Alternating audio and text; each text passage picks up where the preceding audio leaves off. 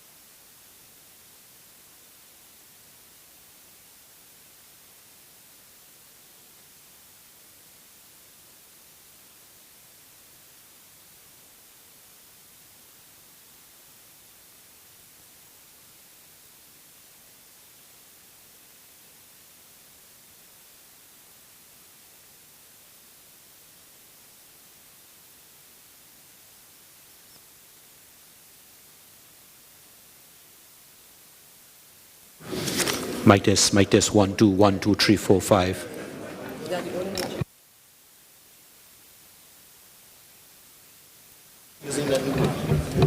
One, two. Mic check. 1 2. Testing. 1 2.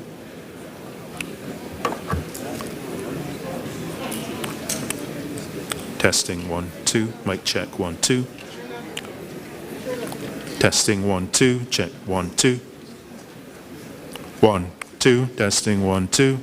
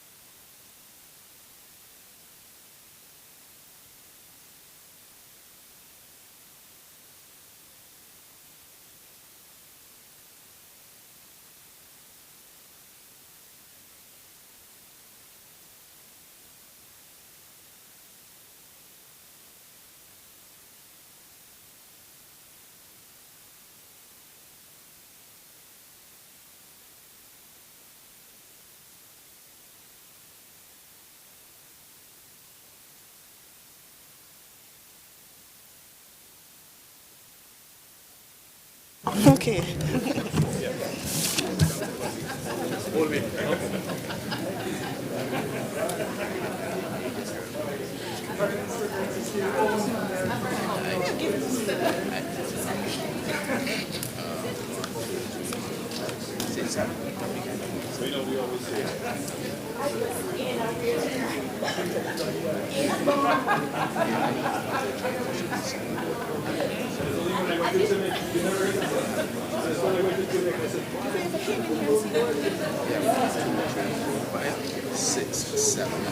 Yes.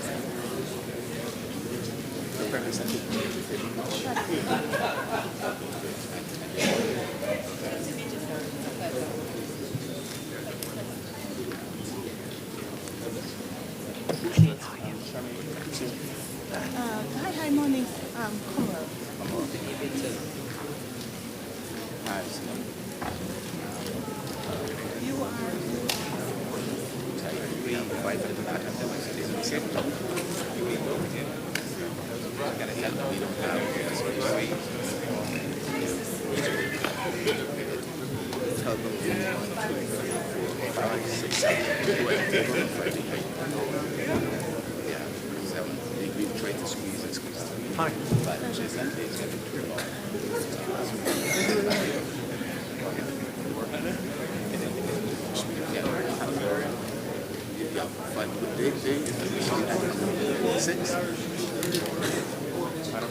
Comrade. You Right now we have 5, 2 plus 5, 7.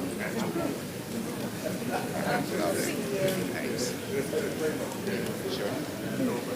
No, I have my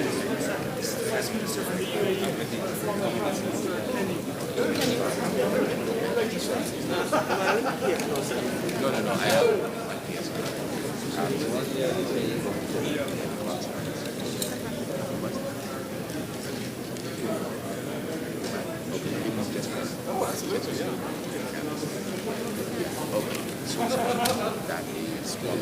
So that is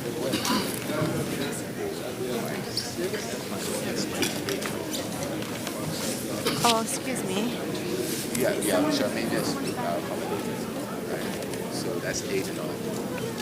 Yes, if I 8.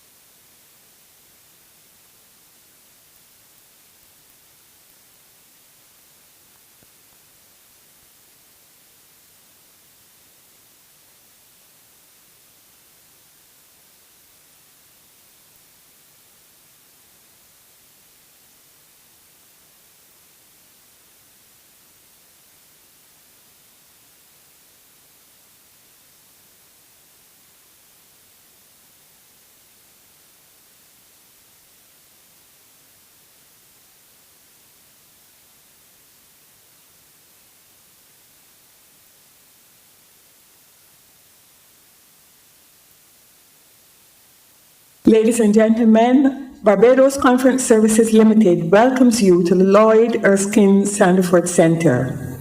Before the start of your function, please take note of a few housekeeping matters and safety procedures. Washrooms for ladies, gentlemen.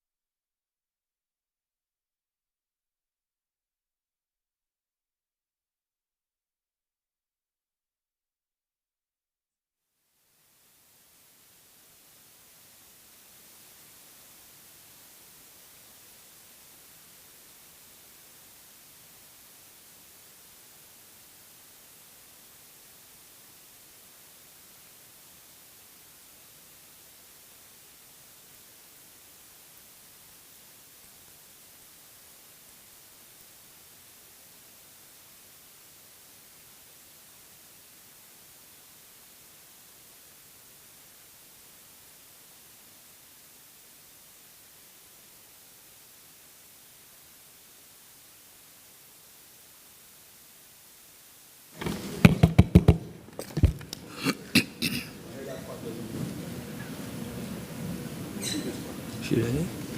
Is she ready?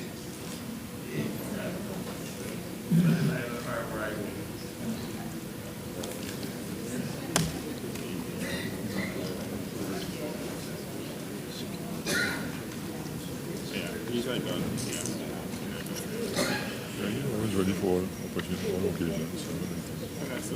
You're a good Boy Scout.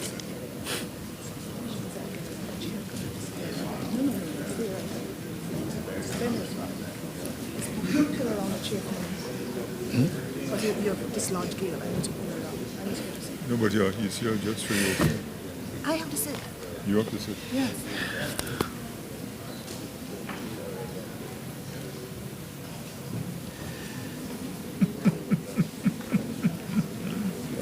You have to sit. Yeah.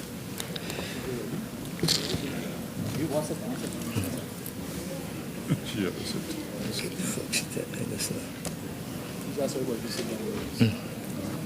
Please take your seats. We are about to begin the opening session of the 31st Inter-Sessional meeting of the Heads of Government of the Caribbean Community.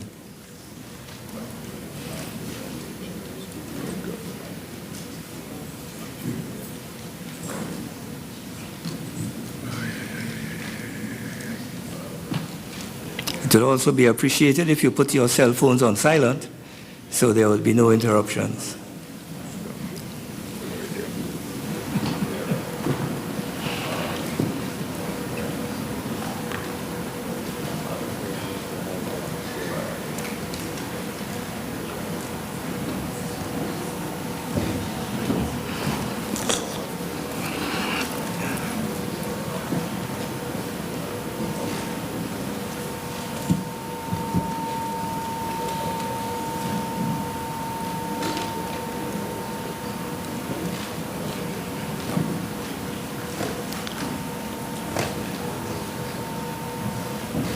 Who is this coming now? That's part of the Canadian delegation.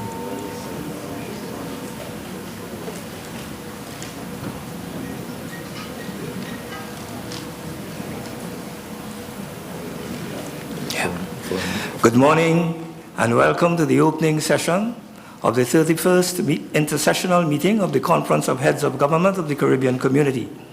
This morning's opening will see three statements, beginning with one by the Secretary General of the Caribbean Community, Ambassador Erwin LaRocque. I invite the Ambassador to make his remarks. Thank you, Leonard. Honorable Mia Amor Motley, Prime Minister of Barbados, and Chairperson of the Conference of Heads of Government of the Caribbean Community, Honorable Alan Chasney, Prime Minister of St. Lucia, and immediate past Chairman of the Conference of Heads of Government of the Caribbean Community, other heads of government and heads of delegation, Honorable Francois-Philippe Champagne, Minister of Foreign Affairs of Canada, Baroness Patricia Scotland, Secretary General of the Commonwealth, Honorable Enda Kenny, former Prime Minister of Ireland, representative of the United Arab Emirates, heads of regional institutions, representatives of the private sector, labor, civil society, and our youth. And I also want to recognize in particular our students who are here, members of the diplomatic corps, representatives of the media, people of the Caribbean community. Good morning all. I welcome you all as we gather in Barbados for the 31st Inter-Sessional meeting of the Conference of Heads of Government. As always, the Barbadian hospitality and efficiency have ensured both that the Caribbean community, family, and our guests are well looked after, and arrangements for the conduct of the meeting are in good order. I am sure that all will join me in thanking the government and people of Barbados, led by our chairperson, the Honorable Mia Motley. Prime Minister, welcome to the chair, and I look forward to continue working closely with you in advancing the goals of our integration process. In the last 6 months of 2019, the community and I have had the considerable benefit of guidance from the Prime Minister of St. Lucia, Honorable Alan Chasney, our outgoing chair. I thank you, Prime Minister, for the sterling efforts you have been making to promote and defend the region's interests, in particular with respect to the need for funding to enhance our resilience, climate change, and the challenges we face with blacklisting. Also, your ready response, along with Prime Minister Motley, to visit the Bahamas and demonstrate the community's support after the devastation of Hurricane Dorian was a significant display of our leadership, of your leadership. I must welcome to the Conference of Heads, for the first time, the Honorable Joseph Farrell, the Premier of Montserrat. Premier, congratulations on your victory at the polls, and we look forward to your views on the issues confronting our integration movement. Madam Chair, Heads of Government, the scope of our agenda illustrates the breadth of issues which we as a community must address to further consolidate our integration and to position ourselves advantageously in an increasingly complex and challenging global arena. Whether it is the imperative of making significant progress with the single market and economy, securing our financial sector, safeguarding our fiscal sovereignty, enhancing our technological capability and capacity, protecting the health and security of our people, expanding our foreign outreach, it is with one goal in mind. We have to build a resilient Caribbean community. To do so necessitates an all-inclusive approach that embraces the skills, talents, and resources of the public and private sectors, labor, civil society, youth, and indeed the entire society. It also requires cooperation and assistance from our friends in the international community. These combined and coordinated efforts will serve us in good stead as we strive to build that resilience to combat the challenges that we face, most particularly the existential threat of climate change. The decisions by our heads of government to engage regularly with the private sector, labor, and civil society is an indication of our determination to be more inclusive in our deliberations and to embed an all-of-society approach to our development efforts. And today, we have included representatives of the CARICOM Youth Ambassador Corps. How can we benefit from the CSME and successfully conduct trade negotiations with third countries without the involvement of the private sector and labor? How can we maximize the use of technology for our development without the innovation and dynamism of our youth? How can we combat the scourge of crime and violence without the inputs and ideas and actions from civil society? And we all must do our part to stave off the epidemic of chronic, non-communicable diseases and the spread of the global viruses that threaten to engulf us. The latest of these, the coronavirus, has been deadly, claiming more than 1,000 lives globally so far and proving difficult to contain. But we must stress there are no cases in CARICOM. Although the World Health Organization has deemed the risk to the Caribbean to be low, we adopted a proactive approach and convened an emergency meeting of Ministers of Health on the virus, with participation from the Caribbean Public Health Agency, CAFA, the Pan American Health Organization, the CARICOM Implementation Agency for Crime and Security Impacts, and the Caribbean Disaster Emergency Management Agency. The regional security system has also played a critical role in transporting samples to laboratory testing at CAFA. I must commend the collaboration that is taking place as another example of the coordination that is required in addressing some of the challenges to our integration process and to have a positive, sustained impact on the lives of our citizens. The discussions over the next 2 days come against a background of global uncertainty, including the increasing threats to multilateralism, the spread of tensions and volatility arising from unresolved conflicts, and the acceleration of the devastating effects of climate change. These issues demand that we act collectively to overcome the hurdles that confront us.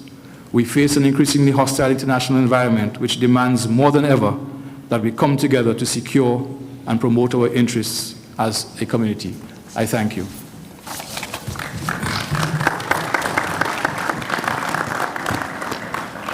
Thank you, Secretary General. I now invite the immediate past chair of the Caribbean Community, the Honorable Alan Chastanet, the Prime Minister of St. Lucia, to address us. If I can adopt the protocol established by the SG. It was with great honor for me over the past 6 months to have held the chairmanship of the Caribbean Community.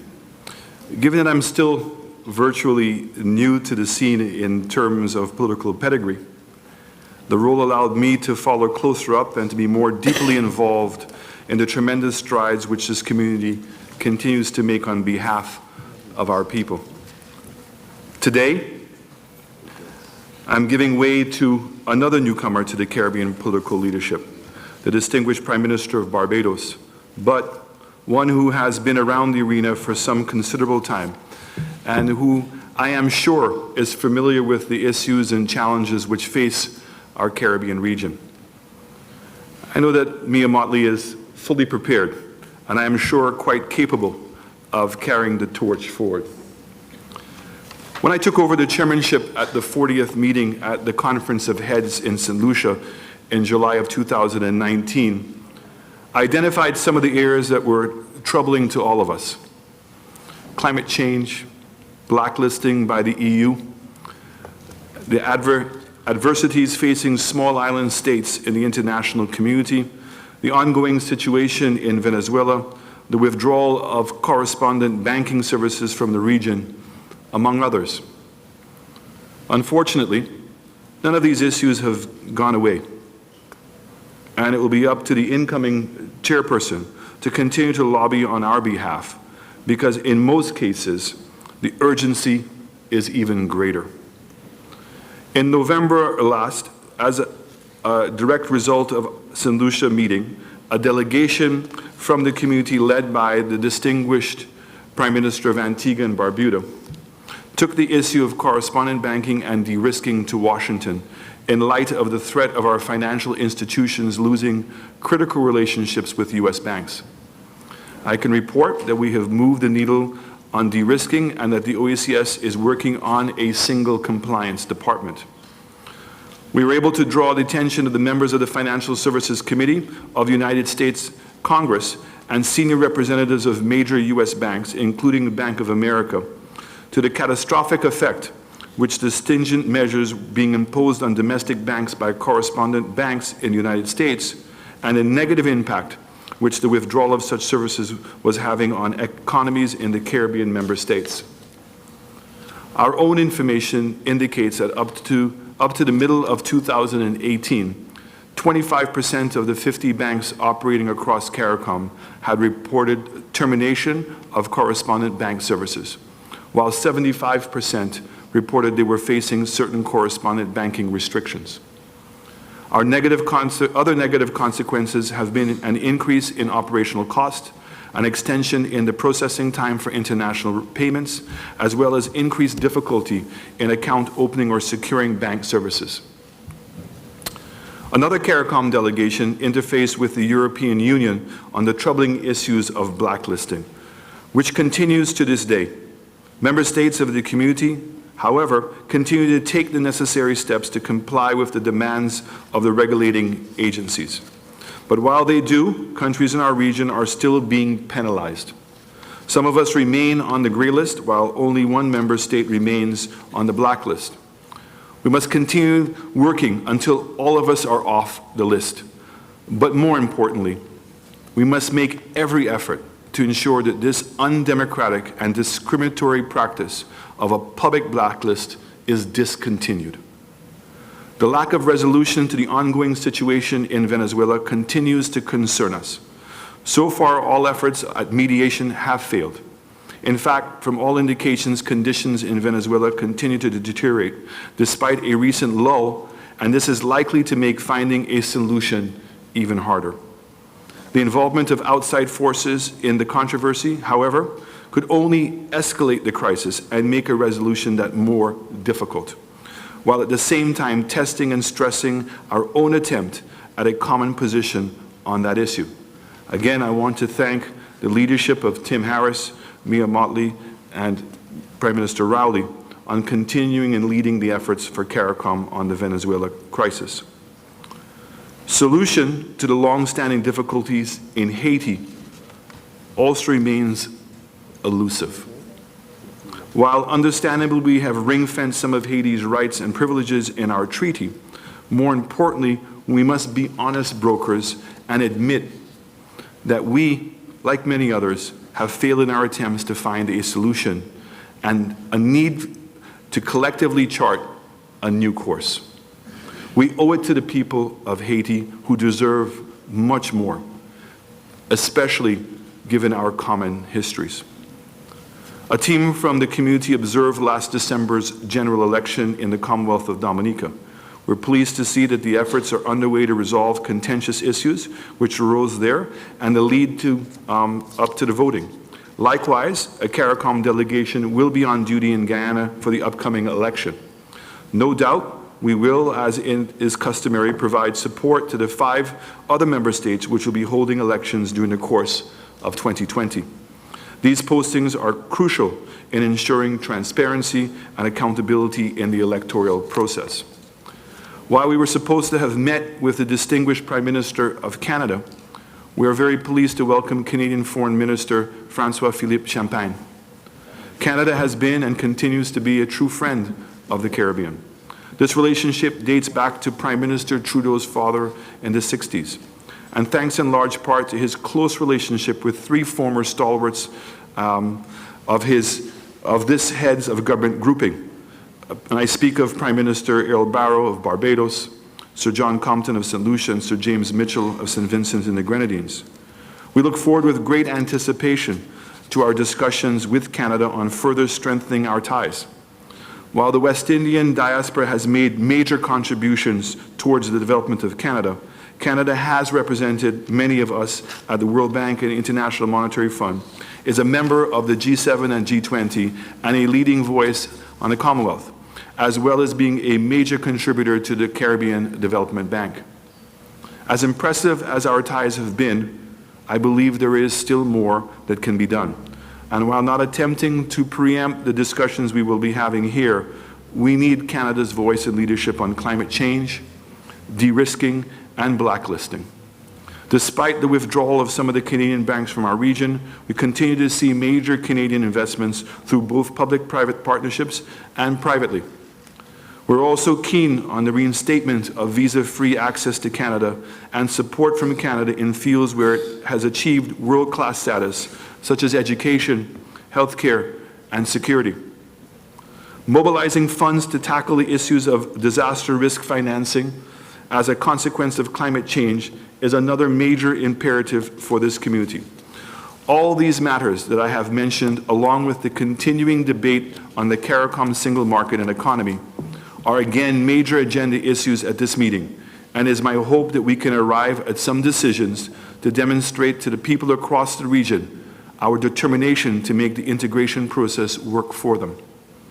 On climate change, we must continue to press for the reclassification of SIDS by the OECD, to take into consideration our vulnerability and the adverse implications of current protocols governing debt classification, and our access to financing. Moreover, we must redouble our efforts towards the establishment of a dedicated fund for SIDS. Interestingly, it is the ministers of finance from the developed countries who may have found the solution through the introduction of a carbon tax. While I agree that would be a truer representation of the cost of carbon, the question is, who should the revenue go to? While the emissions occur at the point of production, the impact is felt globally. We must, as a region, look to establish and advocate for environmental justice so that offenders are appropriately and effectively sanctioned, and we who are at the end of it are compensated. As we all know by now, United Kingdom formally leaves the European Union at the end of this year. Since 2017, and under the umbrella of CARIFORM, we've been involved in discussions with the UK on an arrangement that would govern trade between us post-Brexit and replicate the effects of the CARIFORM European Union Economic Partnership Agreement, EPA. This will ensure continuity in the preferential trading relationship and avoid disruption in preferential trade between CARIFORM states and United Kingdom. United Kingdom market is important to us as it currently absorbs approximately 25% of our total exports to Europe, which comprises bananas, rum, sugar, rice, agro-processed goods, and methanol, among others. With regard to the services and investment, the UK has provided significant guarantees of access to its markets, and CARIFORM is committed to working closely with the UK to ensure that our service providers can take further advantage of this market. The new CARIFORM UK EPA goes into operation from January 2021 and seems a fair compromise between CARIFORM and the UK, as well as a testament to the commitment and willingness of both sides to do what is best for their economic operations. On assuming the chairmanship 6 months ago, I asked whether we were satisfied with our current status, whether we believed that all our citizens or even the majority were satisfied, and also whether we were pushing ourselves hard enough. These questions remain relevant today. The people of the Caribbean community have a lot riding on this integration process. They recognize that we have achieved a lot, but they also are convinced that we can do more. A great example of our regionalism working is in our approach to the spread of the coronavirus. As many of you are aware, a week ago, St. Lucia was on high alert, and thankfully for the RSS stepped in to help carry our samples to CAFA for immediate testing, and they quickly came back to us with news that we were coronavirus free. I cannot say to you what a relief it was to the people of St. Lucia. We're so thankful as a nation to the RSS and CAFA for going above and beyond. This reminds us of the importance of being part of a union, being part of a group that in times of emergency have your back. You in St. Lucia's back, and thank you. This is what being part of CARICOM is all about. I say again that as the elected leaders, we must be prepared to rise to the various challenges that confront us. And like our forefathers, we must inspire our citizens by finding the solutions to counteract them. The time has come when we should be stepping up the regional integration pedal a little more to bring greater benefits and opportunities for all. So let us move more purposefully and decisively in advancing in the cause of this movement and implement those measures that are required to give it a new direction, vibrancy and purpose that will serve to guarantee its future and the future of our people in the whole. In closing, I'd like to express my thanks and appreciation to my colleague heads of government and to the Secretary General, other officials and staff of CARICOM Secretariat for their cooperation and assistance, which made my tenure as chairman smooth and rewarding. Thank you.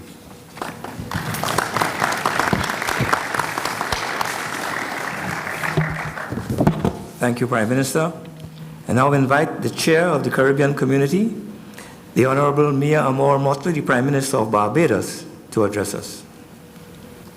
Thank you very much, distinguished colleague heads, the Secretary General of CARICOM, the distinguished Secretary General of the Commonwealth, the distinguished Foreign Minister of Canada, the distinguished former Prime Minister of Ireland, the heads of all of the regional institutions, CARFA, Impacts, Caribbean Development Bank, University of the West Indies, CARICOM Development Fund, the Regional Security System, our distinguished representatives from the UAE, and our representatives from the Caribbean Private Sector Movement and the Caribbean Congress of Labor, and above all else, the young people of the Caribbean as represented here by the school children of Barbados.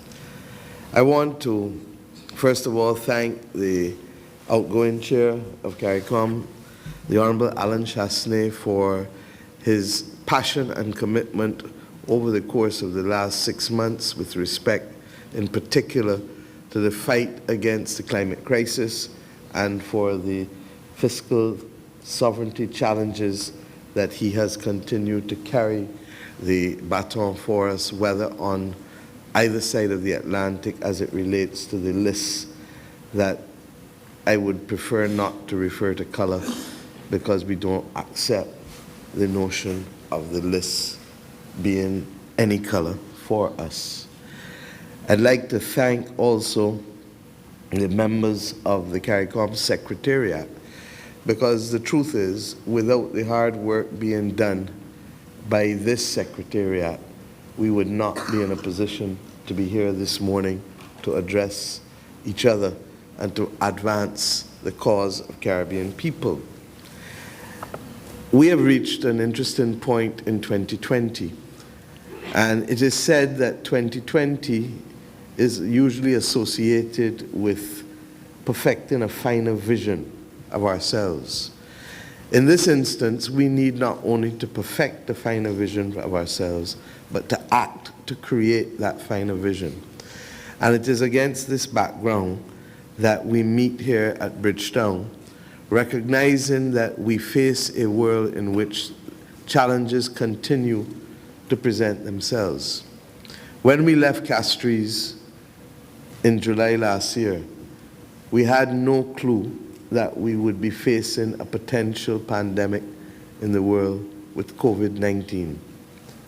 We didn't have any idea that our ability to function as a single domestic space would be threatened by that development. Equally, we didn't realize that we would be able to rely on one of our regional institutions to be first the front line protection and another regional institution to be the platform and bedrock upon which we can fight this virus. And what am I referring to? The creation of the Implementation Agency for Crime and Security in 2006, followed by the Joint Regional Communications Center, was done initially to prepare us for Cricket World Cup 2007. But we understood then that its legacy and its enduring benefits would serve a Caribbean community for much longer. It is that agency that is able to track the movement of people, thereby putting our border security officials on notice as to where risk is likely to occur with people entering our countries. The ability for that agency to be linked in real time to Interpol, to U.S. Department of Homeland Security, and to be able to have access to the travel histories of persons allows us to be able to make that determination at the level of our border security officials, who we thank for being our frontline warriors in the protection of our people. At the same time, CARFA, a relatively new regional institution as well, has proven its worth to us by being able to ensure that, along with the Pan American Health Organization, a number of our countries are today now in a position to be able to test quickly for whether persons within our jurisdiction have been infected with this dangerous virus. I start at this point because I want our heads to focus on the challenge and the response. And I want us today to remember that F comes before I, and that I mean specifically that family comes before ideology.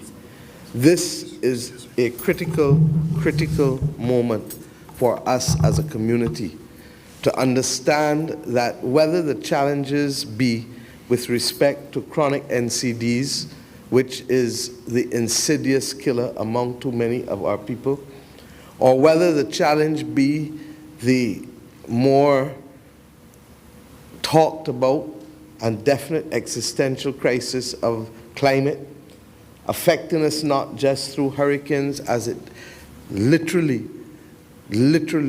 has torn many of our countries apart, from Dorian with Bahamas to Maria and Irma with Dominica and Antigua and Barbuda and the British Virgin Islands and too many of our countries to mention, or whether it is violence that has genuinely become a public health disorder with a level of killings across our community that is unacceptable for any community, any part of the world, or whether it is the challenges to our fiscal sovereignty, or whether it is the challenges to multilateralism that are taken and making aim at the integrity of our freedom of association as small groupings, we have to determine how best to confront these challenges.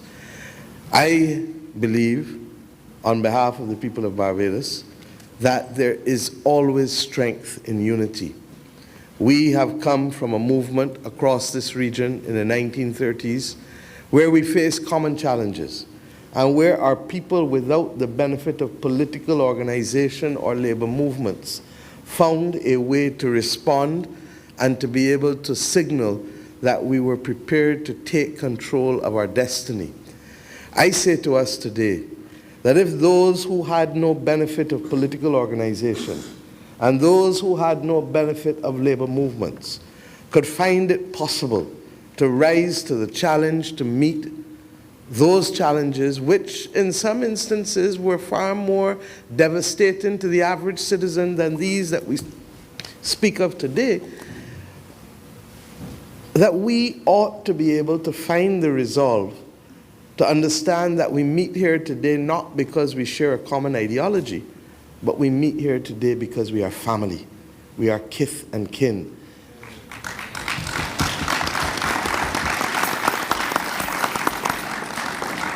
And whether it is at the level of countries or it is at the level of homes and communities, being kith and kin must stand for something. We will not always have sunny days, but it is when the days are cloudy that we determine how best to move forward with the character that defines us as being resilient and as being able to reach the mountaintop in spite of the valleys that we have to traverse on our way to the mountaintop. I say so, conscious that we have some self-examination to do as well.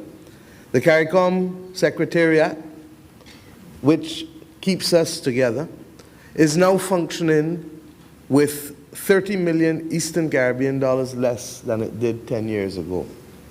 The CARICOM Secretariat is now functioning with less than 40 people less than it did 30 years ago. But we demand more of them against the challenges that I identified at the outset of my speech. And we therefore need to ask ourselves whether we have the appropriate governance and funding models to ensure the sustainability of this family movement that is so vital to our being able to bring prosperity to our citizens. I ask us today whether the time has not come for us to recall the Rose Hall Declaration in Jamaica in 2003 that led to Prime Minister Gonzalez leading a prime ministerial subcommittee on the entire issue of governance within our community and our ability to be able to ensure effective execution and seamless implementation of decisions taken by heads of government at this, our highest decision-making body within our community. Indeed, I ask us to reflect on the parallel with our own sovereign entities.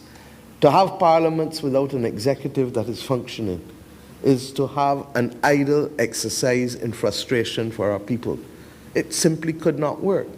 And for us to believe that we can have a heads of government conference twice a year that will allow us to make decisions that have the force of law without the capacity to seamlessly execute is an idle exercise for us as well. I therefore hope that we can summon the will within us to ask Prime Minister Gonzalez to dust off the papers and the technical working groups and to come once again to us with a modality that can allow a more effective implementation of the decisions of heads of government, particularly as it relates to the CARICOM single market and single economy. I'm equally conscious that in life, we have to be able to explain to people that in this modern world, where everyone expects instantaneous action, that we are involved in activity that more often than not is about respect for process in order to attain the results that we want. It is against that background that we continue to labor in the vineyards of being able to create a more seamless opportunity for doing business and moving and living and enjoying this region for our people. We believe that our ability to have regional communication that is affordable and accessible is an absolute priority. It is against that background that we also recognize that the digital economy can play a new and powerful role in the development of our economies, period. But power comes with responsibility. Our teams have been working with operators in the telecommunications sector across the region. And indeed, Prime Minister Mitchell, who is the lead Prime Minister in this area, has, along with the CSME team, worked with the operators to shortly announce a modest fixed single CARICOM roaming rate for all CARICOM nationals to cover the cost of data for popular social media platforms.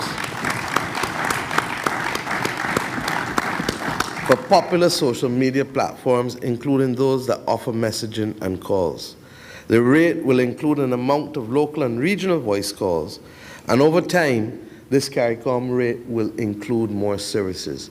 This is what it means to be family taking decisions. At Castries, we recognize and reflected that the roaming rates within this region are punitive and that in many instances people are bankrupted when they go from country to country because they have no idea as to what these roaming rates will present themselves to be.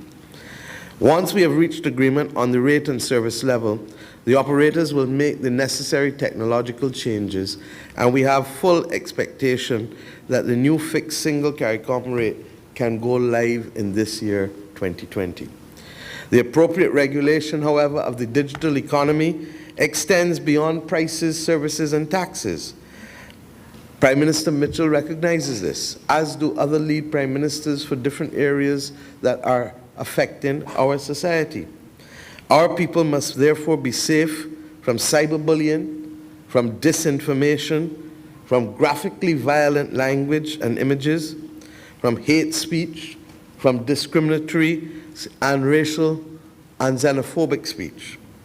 Prime Minister Mitchell's team shall be working with all of the other organizations within the region and the international community to ensure that we keep abreast of these developments. Similarly, we have recognized that we need to be able to resolve the issue of transport, and that is a work in progress. While all of the members of the Conference of Heads are not shareholders in LIAT, it is fair that it is necessary for me to report that LIAT now has a new board with a renewed mandate to be able to ensure that regional affordable transportation is made available to Caribbean people. To run a country without transport is to condemn that country. Similarly, to run a community without affordable transport is to condemn that community. Indeed, we are conscious, as we welcome the Honorable Francois-Philippe Champagne with us today, that he is here in the stead of his Prime Minister, who, because of similar reasons for blockade of transport, cannot be with us. And we empathize with the people of Canada as they resolve this difficult challenge that they are facing this week. We look forward, however, not just to being able to resolve matters of air transport, but we also want to move aggressively towards the resolution of the maritime transport issues.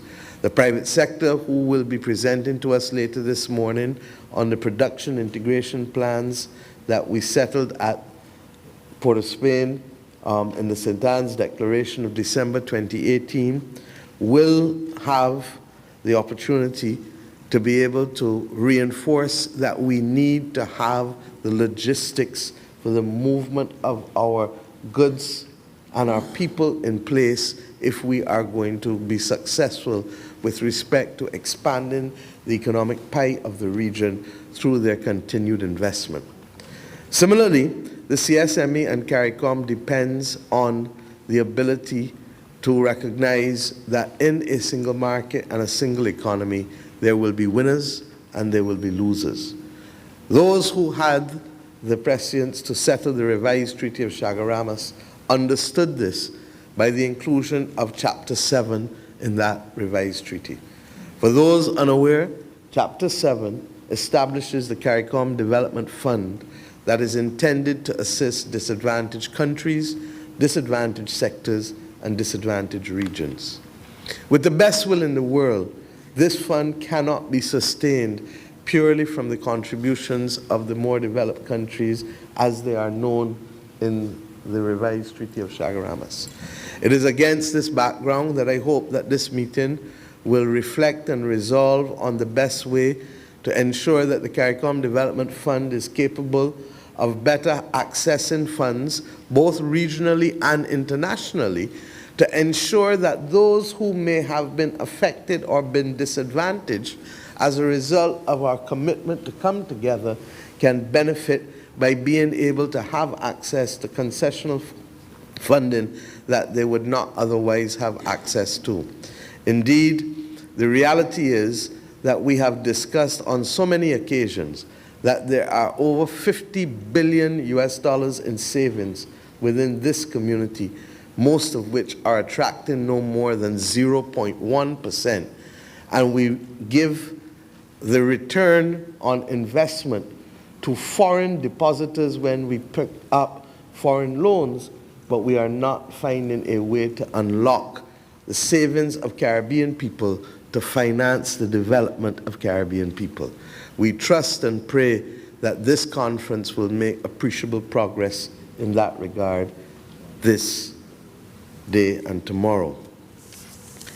I'd like to finally reflect on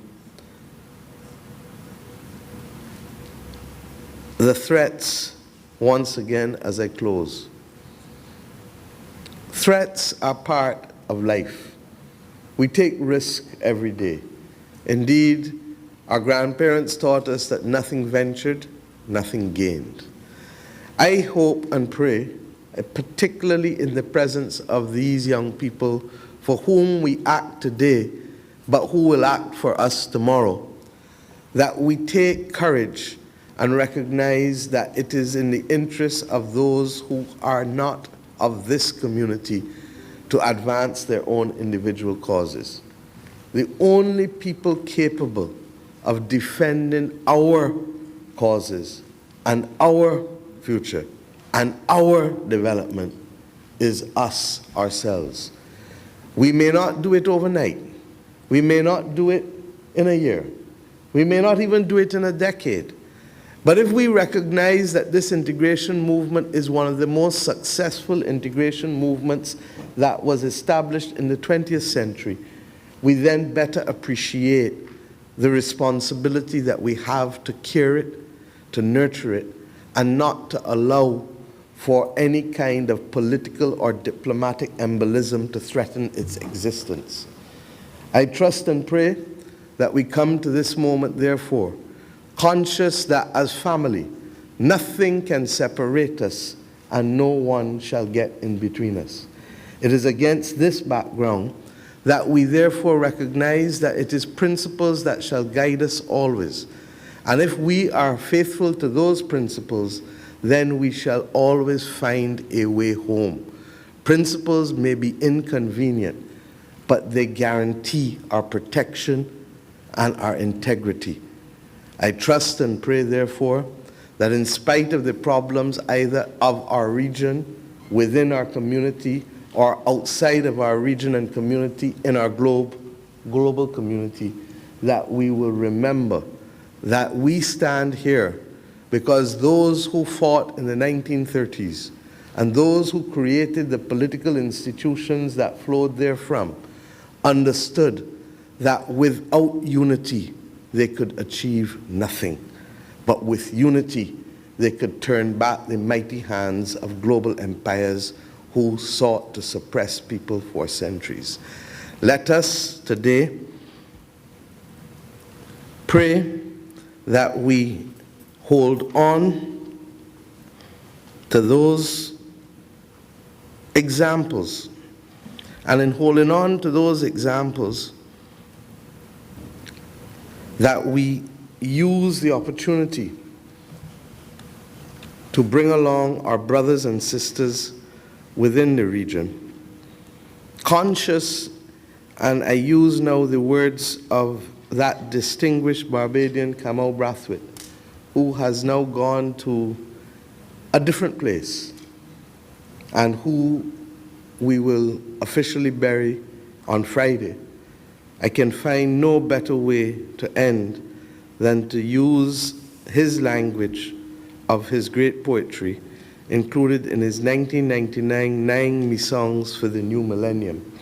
And I quote, "If you live on an island, love it, love it, love it.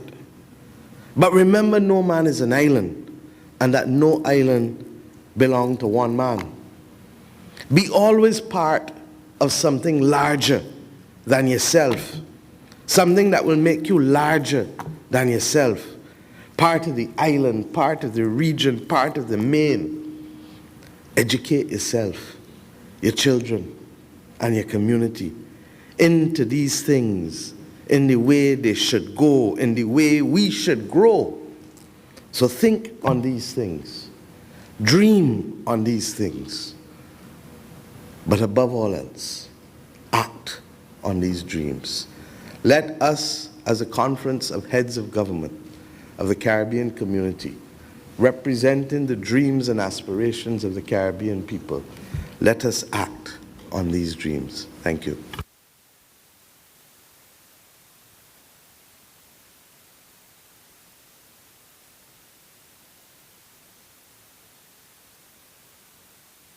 Thank you very much, Prime Minister Motley, Prime Minister Chastany, and Secretary General LaRocque for setting the stage for what will take place over the next 2 days. This brings us to the end of the opening session. We take a short break to allow the media and our guests to withdraw so that the business of the meeting can begin. Thank you very much.